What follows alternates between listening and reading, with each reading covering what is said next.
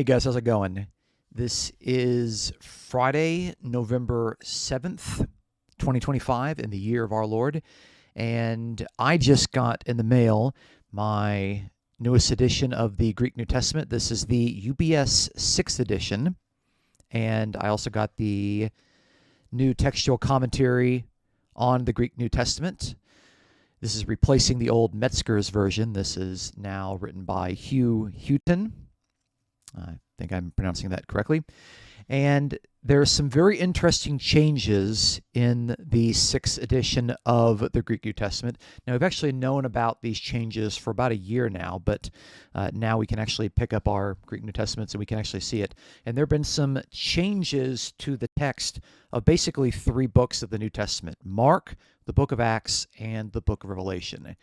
Now, most of these I don't think are going to be game-changing or doctrinal changing, but there's one in the book of Revelation that I think is going to be probably the most talked about for some time, and that's because it deals with the subject of the millennium. It's actually in Revelation chapter 20, verse 5, and I'm going to put the screen up for you so you can actually see what the Greek text actually looks like. And in Revelation 20, verse 5, you can see it there. It says, "Avti anastasis e proti." It just says, this is the first resurrection. But if you are familiar with your New Testament, you know that that's not actually what your New Testament actually reads. What your New Testament says is that the rest of the dead did not come to life until after the 1,000 years were completed. This is the first resurrection. But as you're plainly seeing in the Greek New Testament, that first sentence has been removed. Why has that first sentence been removed? Well, that's what we're going to talk about today. Because long story short, if you kind of want to ignore all the details and all the facts that we're going to look at, I'm just basically going to tell you that that first sentence was not originally part of the Greek of the book of Revelation. That first sentence, which says, "The rest of the dead did not come to life until after the 1,000 years were completed," period. That part was not original to the New Testament. That actually was added probably sometime at the end of the 3rd century, and it doesn't start appearing in manuscripts until the 4th century. If you're interested in the details, continue watching. But if that bothers you or if that triggers you, I'm very sorry. But at this point, we are interested in textual criticism. So that's one of the key things that I think is going to be really interesting, because this is going to affect how Bibles are going to be printed from here on out. That verse is either going to be completely removed, or it's going to be bracketed off, or it's going to just have the short reading. We're just going to call it the short reading of Revelation 20, verse 5, which says, "This is the first resurrection." And then it's going to have a little footnote saying, later manuscripts add this little part of "the rest of the dead did not come to life until after the 1,000 years were completed." Okay? So I do think that if you're going to build any sort of doctrine out of Revelation chapter 20, or you're going to develop any sort of interpretation of this passage, you have to decide first, what actually does the Greek say? And we have to determine what the Greek text actually is. And this newest edition of the Greek New Testament, and also it's going to be in the Nestle-Aland text whenever that comes out, is also going to have just the part that we read. It'll be shown on the screen there, where it says, "This is the first resurrection." That's all that Revelation 20, verse 5 is going to say.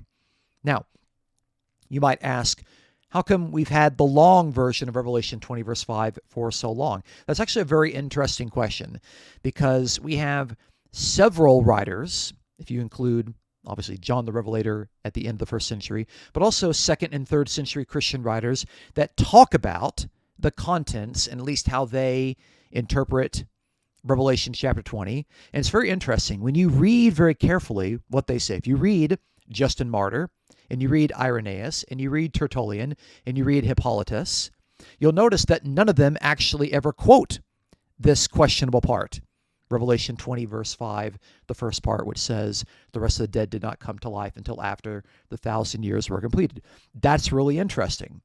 We don't have any attestation of this until we get to Victorinus, and we'll talk about him a little bit later. But I want to talk about the manuscript evidence for Revelation chapter 20, verse 5, and why the editors of the UBS 6, the United Bible Society 6th edition, and also the Nestle-Aland text, have decided to remove that first sentence.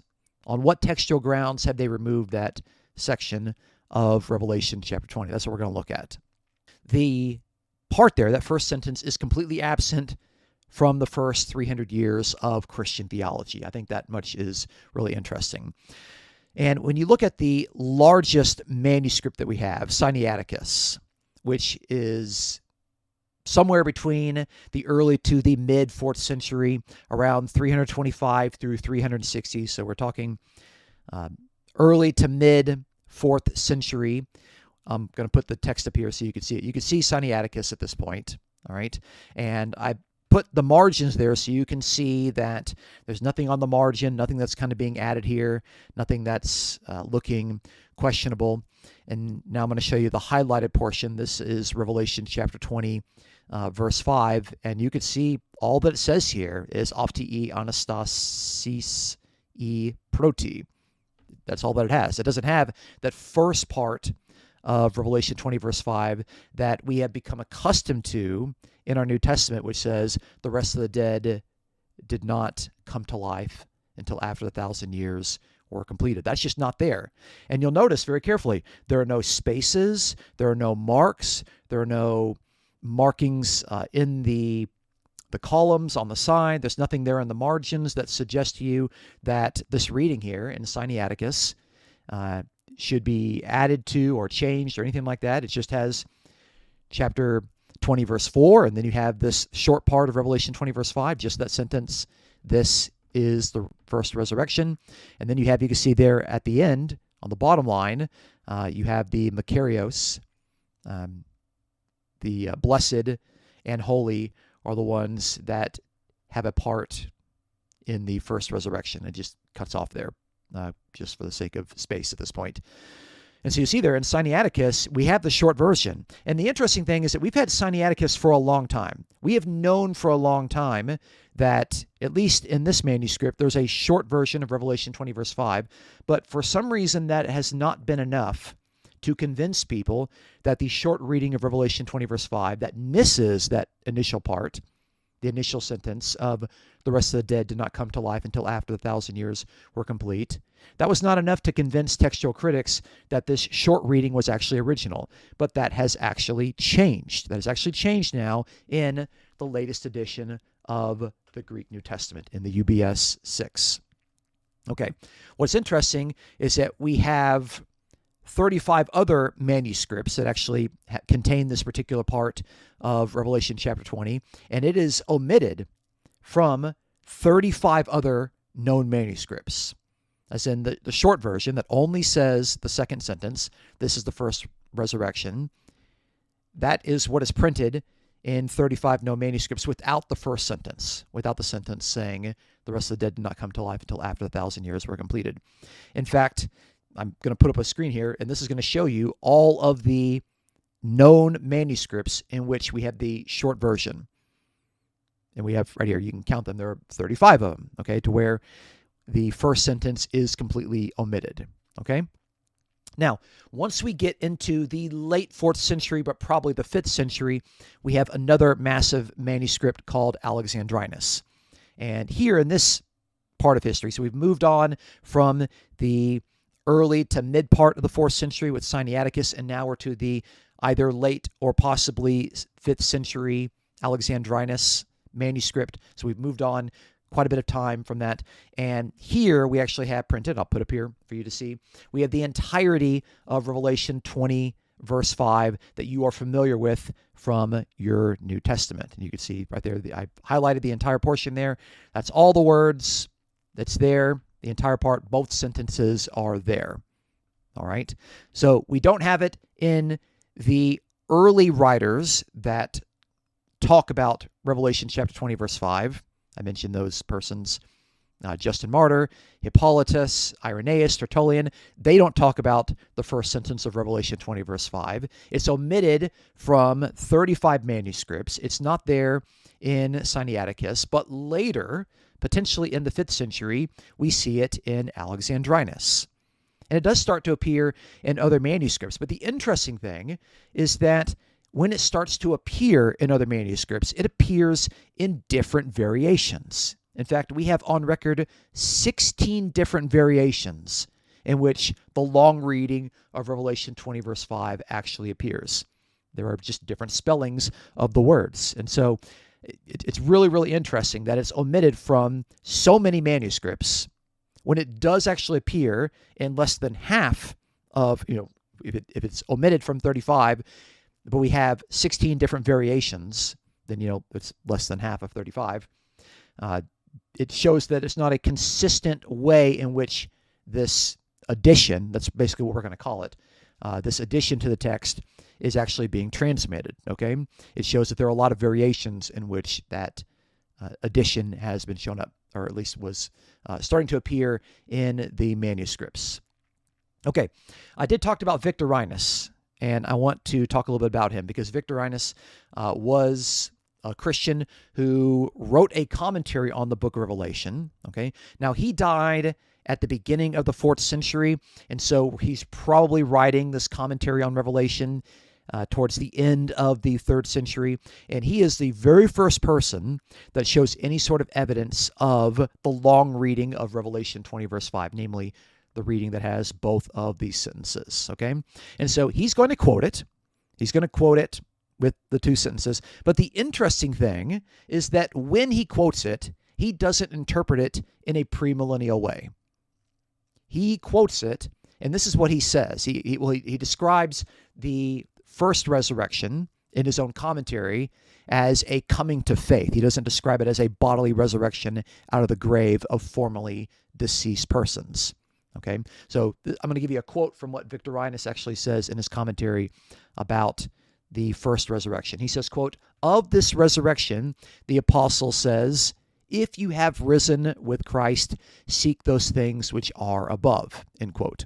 And so there, he quotes from Colossians chapter 3, verse 1, which talks about if you've already been raised with Christ, you're to seek the things that are above. And obviously, this is Paul in Colossians chapter 3, verse 1, talking about conversion. If you've already been converted, if you've already been born again, if you've already been raised with Christ, if you've already risen with Christ.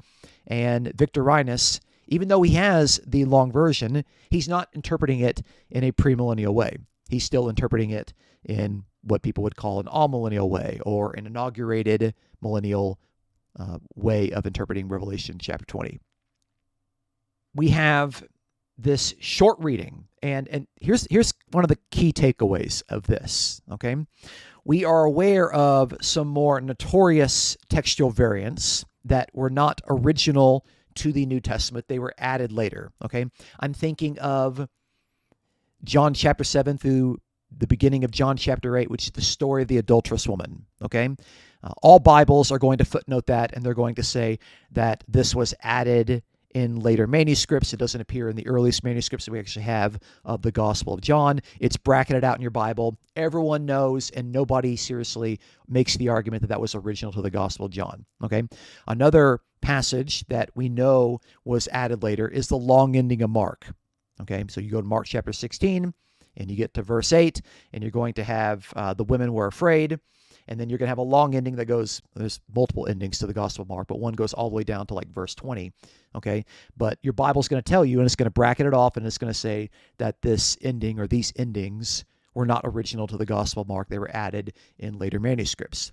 The most notorious one is 1 John chapter 5, verse 7, the Johannine comma that appears in the King James and the New King James, but it's been removed from all subsequent translations, and it's kind of bracketed and put off into the footnotes.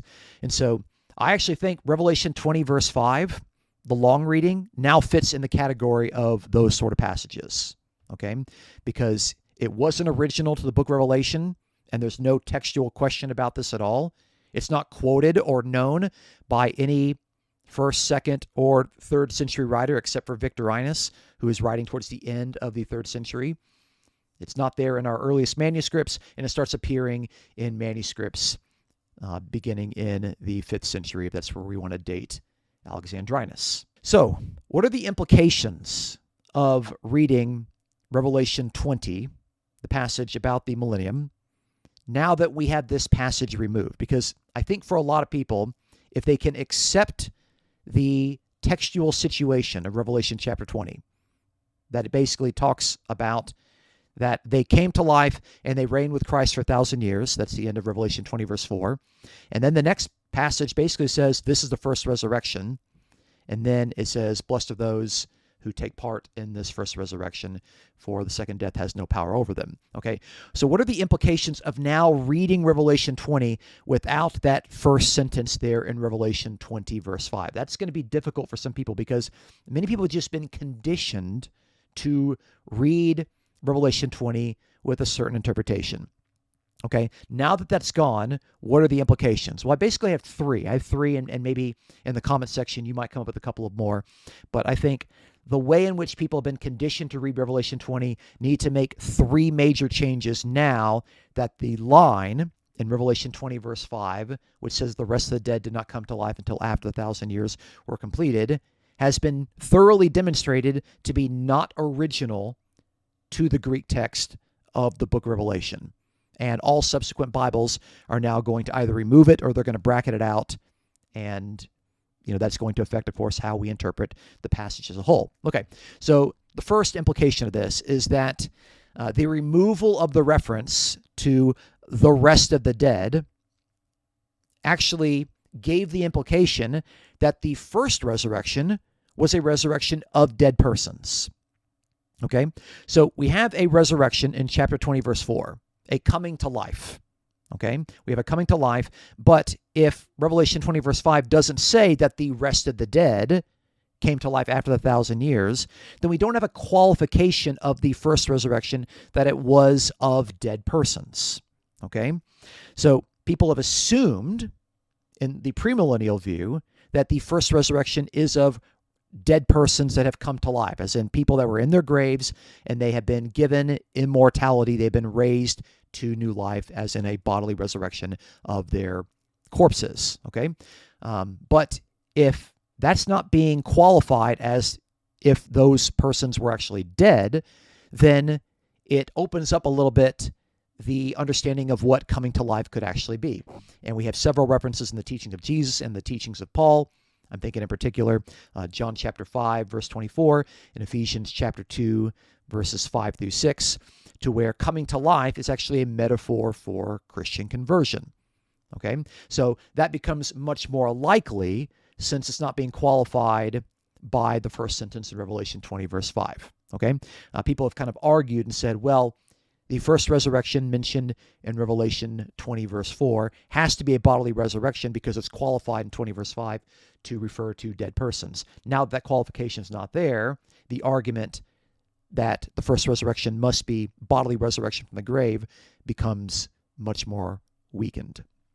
Second implication, number 2, is that it has removed the awkwardness that the long reading of Revelation 20, verse 5 used to have, which would say that this is the first resurrection. But Revelation 20, verse 5, of course, used to say that the rest of the dead did not come to life until after the 1,000 years were completed. This is the first resurrection. But obviously, the first sentence is actually talking about the second resurrection. Why would you talk about the second resurrection and then say this is the first resurrection? It just doesn't make sense, because obviously the nearest antecedent to the word this is the first resurrection, is not pointing to the contents of Revelation 20, verse 5. It's pointing back to what was just said in Revelation 20, verse 4. The fact that the first sentence is removed actually now makes Revelation 20, verse 5, the second sentence, make sense. To formerly, it didn't make any sense. It was awkward, and people didn't really know what to do with that. And in the textual commentary on the Greek New Testament, the author actually mentions that.